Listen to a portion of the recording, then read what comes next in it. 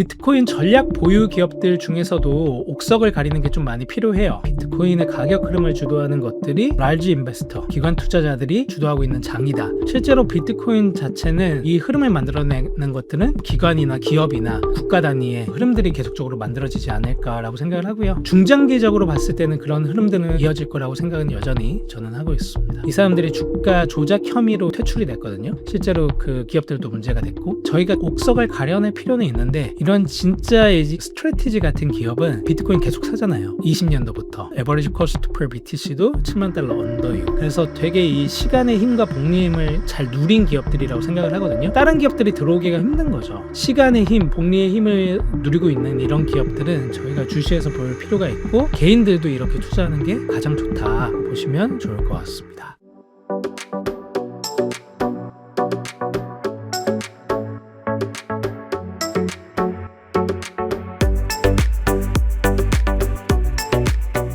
안녕하세요. 5월 넷째 주 주간 절시 비트코인 코너 진행하도록 하겠습니다. 저는 업로드 컴퍼니 강승구 부대표고요. 오늘도 역시 한 주간의 비트코인 가격 흐름, 글로벌 및 국내 시장 소식, 온체인 데이터 분석, 향후 종말 전달 드리도록 하겠습니다. 저희는 비트코인 적립식 투자 솔루션 비트세이빙 운영하고 있고요. 오른쪽 위에 보시는 것처럼 땡스가 풀 비트코인 구매하시면 비트세이빙 1개월 무료 이용권 드리니까 땡스가 풀 비트코인도 읽어보시고 비트세이빙도 이용해 보시기 바랍니다. 비트코인 가격 흐름 알아보도록 하겠습니다. 드디어 비트코인이 지난 1월 20일 이후에 4달 만에 정고점을 터치했습니다. 최고가를 달성을 했습니다. 최고가는 11만 1,822 US 달러로 11만 2천 US 달러 정도를 기록했다라고 보실 수가 있고요. 오른쪽에 보시면 이제 빗썸 차트로 봤을 때는 1억 5,300 정도 찍었다라고 볼 수가 있을 것 같네요. 근데 이제 보면은 이제 김프가 1.11% 수준이죠. 5월 26일 기준으로 했을 때. 그래서 아직 한국 고객들의 유입이 주도한 시장은 아니었다라고 보실 수가 있을 것 같습니다. 다음 넘어가면 보시는 것처럼 이제 EU 관세 유예 소식이 있었는데 계속적으로 이제 정고점 찍고 나서 한번 쭉 좀 빠졌었어요. 그랬다가 이제 트럼프가 EU 50% 이제 관세를 이틀 만에 철회하면서 7월까지 유예하겠다라는 소식이 나오면서 다시 반등한 모습을 좀 보여줬다라고 볼 수가 있을 것 같고요. 이 반등의 흐름이 어느 정도까지 또 이어질지가 또 이제 관건으로 보이는 것 같습니다. 다음으로 이제 보시면 비트코인 가격 전망에 대한 다양한 예측들이 나오고 있는데요. 폴리마켓처럼 yes or no로 투표를 할 수 있는 것들이 좀 많이 생겼거든요. 예측 시장 이제 칼시라는 이제 플랫폼이 생겼습니다. 여기서는 암호화폐 투자자 유치를 좀 본격적으로 한 것들이 올해 초에 있었고요. 그리고 다양한 이제 이벤트로 베팅을 할 수 있는데 여기서 이제 비트코인의 연말 가격을 좀 전망했던 것들이 있어요. 여기서 보시면 143K 정도를 이제 43%가 전망을 했다라는 것들을 볼 수가 있고요. 이렇게 보실 때 100K 이상이 당연히 갈 거라고 사람들이 많이 생각을 하고 있고 143K 정도를 한 43%가 전망을 했다라고 볼 수가 있는데 어느 정도 갈지 또 재밌는 관건이 될 것 같고요. 또 넘어가 보면 이제 또 재밌는 전망들이 있습니다. 미국 내 이제 비트코인과 금 보유자 수를 비교를 한 건데요. 봤을 때 골드를 보유한 사람들의 비트코인이 좀 넘어가고 있다라는 것들이 또 되게 재밌는 지표인 것 같습니다. 그래서 미국 내 비트코인 보유자 수가 올 초 5천만 명을 이제 돌파를 하면서 금 보유자를 사상 처음으로 추월을 했다라는 것들을 볼 수가 있고요. 실제로 올해 3월에 미국이 이제 전략적 비축을 비트코인으로 하겠다라는 것과 동시에 금을 이제 비트코인으로 대체할 수 있는 흐름들을 이제 트럼프가 계속적으로 제시를 하고 있는데 실제로 개인들 자체도 금 보유자 수 자체가 훨씬 더 많이 늘어나고 있다라는 것들을 볼 수가 있고요. 또 오른쪽 차트 보시면 좀 재밌게 또 볼 수 있는 지표가 비트코인과 이제 전체 암호화폐 시총을 이제 좀 비교를 했을 때 여전히 알트코인들이 좀 부진한 시장이다라고 볼 수가 있습니다. 제가 이제 계속적으로 말씀드릴 때 이제 비트코인에서 이더리움에서 알트코인으로의 손바뀜들이 시장의 상승 피날레에서는 많이 나타나는 지표들이 있다라고 말씀을 드렸는데 여전히 비트코인 도미넌스 자체가 많이 올라와 있는 상황이다라고 볼 수가 있을 것 같고요. 비트코인 ETF 자금 유입 지켜보면 23일 5월 1일부터 23일까지 연속으로 유입됐다라고 볼 수가 있고요. 이런 흐름들 자체가 사실 되게 긍정적인 흐름이다. 기관 자금이 계속적으로 들어오고 있다라고 볼 수가 있고 앞에서 봤듯이 그 한국에서 이제 김프가 낮잖아요. 그거는 이제 미국에서 시장을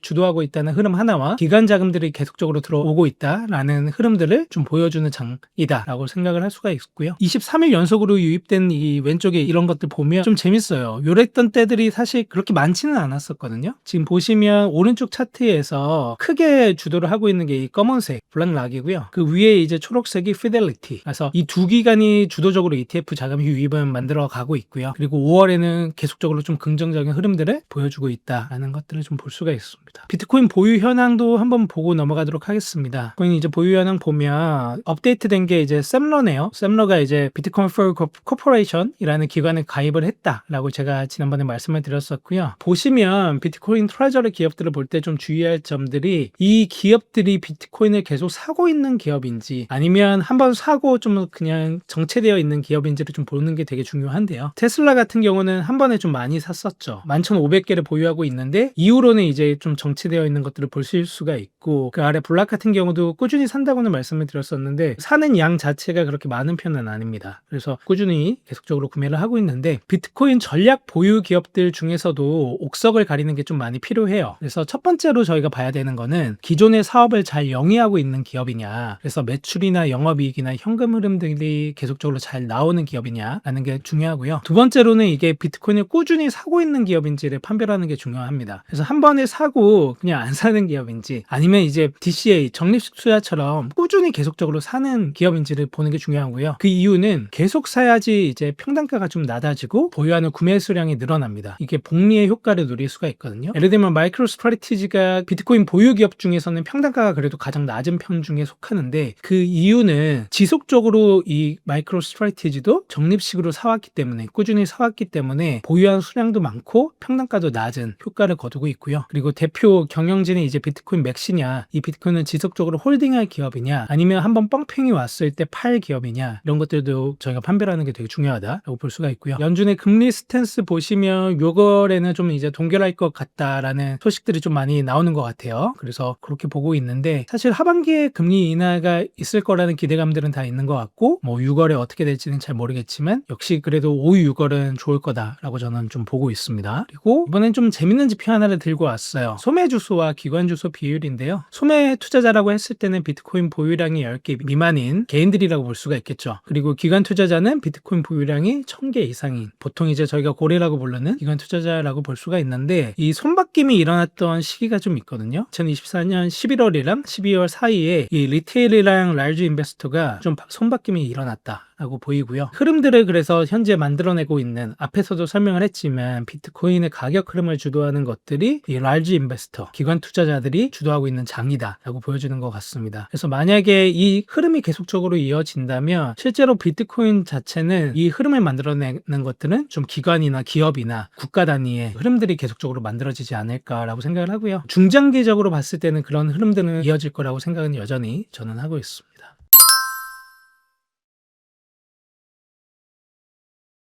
온체인 데이터를 좀 보고 넘어갈게요. 온체인 데이터가 이제 블록체인 네트워크상에 기록되어 있는 데이터인데 누구나 볼 수 있지만 누구나 잘 보지 않는 데이터라고 말씀을 드렸던 것 같고요. MVRB가 이제 시장의 중장기적인 지표로 봤을 때 기회와 가열 구간들이 나타난다고 했었잖아요. 5월 22일 날 전고점 찍었을 때가 2.4를 넘었습니다. 그래서 보통 이제 2.6 정도로 넘었을 때 시장이 과열이 되었던 것들이 작년, 올해 기준으로 했을 때 볼 수가 있는데 약간 이제 근접해 가고 있다라고 볼 수가 있고요. 그래서 현재 2.4 정도 왔다 갔다 하고 있는 수준이다라고 볼 수가 있고 단기 SOPR 봤을 때는 여전히 이제 1.03에서 1.00 사이로 왔다 갔다 하는 수준. 그래서 3% 정도 5개월 미만의 지갑 주소 코인 투자자들이 3%에서 이제 0% 사이의 수익을 보고 있는 거예요. 그래서 이게 좀 과열될 때 5% 이상으로 넘어간다고 제가 말씀을 드렸었고 작년 기준으로는 20%를 넘어갔던 수준도 있다. 그때 정도 됐으면 시장은 진짜 과열된 시장이다 라고 말씀을 드리고 있고요. 이거는 제가 좀 지속적으로 트래킹하면서 전달 드리도록 할게요. 그리고 비트코인 관련 산업 동향 말씀드리면 정말 이제 좀 중요한 행사점 아직 제디 벤스가 어나운스를 하지는 않았는데 5월 27일에서 28일 오늘부터 이제 행사가 열렸습니다. 미국에서 올라오는 소식들을 저도 이제 트위터를 통해서 계속적으로 접하고 있고요. 왼쪽에 보시면 말씀드렸던 이제 제디 벤스 부통령 그리고 오른쪽에 너무 잘 아시는 마이클 셀러가 이제 스피커로 등장을 하고요. 저희 업로드 컴퍼니에서도 조슈아 정 대표님께서 저희 투자사이시거든요. 앱스 311이라는 미국 뉴욕의 엑셀러레이터 운영을 하고 계시고요. 저를 대신해서 이제 좀 참석을 하셨습니다. 가셨습니다. 가셔서 비트코인 풀 코퍼레이션이라는 가입된 기업들이 많이 있어요. 한국에서는 저희밖에 없고 모여가지고 각국의 이제 비트코인 전략 보유 현황들이 어떻게 되느냐, 비트코인 산업 동향이 어떻게 흘러가고 있느냐, 이런 것들을 좀 얘기를 전달드릴 상황이고요. 현장에서 이제 취재되는 것들, 현장에서의 사진들 다음 주에 제가 부탁드려서 좀 많이 찍어가지고 전달을 좀 공유를 드리도록 할게요. 재밌는 얘기 또 한번 드리려고 하는데, 사이페디 나모스라고 아시는 분들은 아실 거예요. 달러는 왜 비트코인을 싫어하는가, 영문으로는 비트코인 스탠다드라는 이름의 책이고요. 비트코이너라면, 비트코인을 입문하는 사람이라면 누구나 꼭 읽어야 되는 필독서로 좀 추천을 많이들 하시는 책이고요. 사이페디 나모스가 좀 재밌는 글들을 좀 이제 X에 가끔 올리고는 하는데, 이번에 올린 글이 제가 좀 인상 깊어서 하나 가져왔고요. 여기에 보시면 본인이 이제 태국에서 열린 한 행사에서 영국의 자산운용사를 만났는데, 이분이 비트코인에 대해서 관심이 되게 없다가 스트레이티지라는 기업을 이제 접하면서 비트코인에 이제 관심을 가지게 되셨고, 또 스트레이티지 자체에도 투자를 또 많이 하셨다고 해요. 하셔서 또 많이 수익도 보신 것 같습니다. 그래서 기본적으로 이 비트코인이라는 그 자산을 알리는 데 있어서 비트코인 트레저리 기업들, 뭐 미국에 있는 스트레이티지나 뭐 일본의 메타플래닛이나 홍콩의 문그룹이나 좀 많이 그런 기업들이 생겨나고 있다고 제가 말씀을 드렸잖아요. 이런 기업들이 비트코인에 대한 관심을 갖게 하는 역할들을 잘 하고 있다라는 것들을 좀 볼 수가 있고요. 물론 저희가 보유해야 되는 거는 비트코인을 보유하는 게 가장 좋고요. 하지만 우리가 비트코인을 접하기 전에 이런 비트 맥시 기업들, 비트코인 트레저리 기업들을 저희가 접하면서 비트코인에 대한 관심도 동시에 가질 수가 있다고 저는 생각을 합니다. 그래서 개인적으로는 이 비트코인 트레저리 기업들을 되게 즐겁게 보고 있고요. 여러분들도 이런 기업들과 이런 기업들이 주최하는 행사들, 이 기업들의 CEO들이 스피커로 나오는 이런 행사들에 또 많이 관심을 가지시면서 비트코인에 또 관심을 가지시면 좋을 거라고 생각을 합니다. 스트레이티지 트래커라는 재밌는 플랫폼 서비스가 하나 생겼고요. 저도 이제 들어가서 재밌게 또 보고 있는데, 그 앞선 부분에서 제가 말씀을 드렸듯이 스트레이티지가 비트코인을 투자하기 시작한 게 2020년도이다. 그래서 하락장부터 비트코인을 꾸준히 사왔고, 비트코인이 하락되는 것들을 주가 하락으로 견뎌내면서 계속적으로 비트코인을 보유하고 있다고 말씀을 드렸는데, 에버리지 코스트 per BTC를 보시면 7만 달러 언더 정도에서 지금 계속적으로 비트코인을 갖고 있는 거거든요. 그거는 복리의 효과가 되게 크다라고 볼 수가 있고, 기업들이 사실 좀 위태위태하다라는 관점들도 사람들이 많이 갖고 있는 사람들이 있지만, 분석가들이 있지만, 물론 주가는 변동성이 있을 것이나 기업의 펀더멘탈 자체는 비트코인을 적립식으로 투자를 계속적으로 해왔기 때문에 갖게 되는 이 복리의 효과가 너무 커서 장기적으로는 되게 좋다라고 저는 보고 있습니다. 물론 이제 저희가 비트코인 트레저리 한다라는 기업들은 저희가 잘 분석하고 살펴보고 걸러낼 건 걸러내야 되거든요. 싱가포르의 지니어스 그룹 같은 경우도 이 비트코인 보유 전략을 발표하는 것만으로 주가가 펌핑된다라는 걸 알아서 비트코인 풀 코퍼레이션 가입을 했다가, 이 사람들이 주가 조작 혐의로 이제 퇴출이 됐거든요. 실제로 그 기업들도 문제가 됐고, 저희가 옥석을 가려낼 필요는 있는데, 이런 진짜 스트레티지 같은 기업은 진짜 이 비트코인 계속 사잖아요. 20년도부터. 그리고 에버리지 코스트 per BTC도 7만 달러 언더이고, 그래서 되게 이 시간의 힘과 복리의 힘을 잘 누린 기업들이라고 생각을 하거든요. 다른 기업들이 들어오기가 힘든 거죠. 마이크로소프트의 그 셀러가 가서도